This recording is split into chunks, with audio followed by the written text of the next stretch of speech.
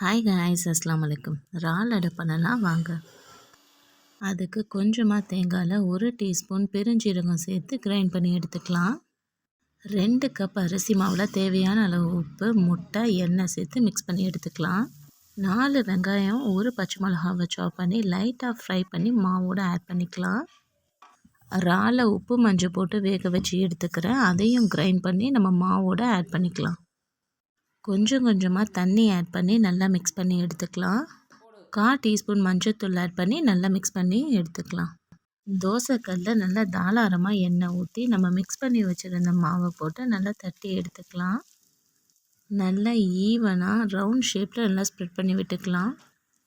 ஒரு பக்கம் நல்லா வெந்து வந்ததும் நம்ம திருப்பி போட்டுக்கலாம். நல்லா ஃப்ரை ஆகி வந்ததும் ஸ்டவ் ஆஃப் பண்ணிக்கலாம். அவ்வளோதாங்க, சூப்பரான இறால் அடை ரெடி. ட்ரை பண்ணி பார்த்துட்டு எப்படி இருக்குன்னு கமெண்ட் பண்ணுங்கள். தேங்க்ஸ் ஃபார் வாட்சிங்.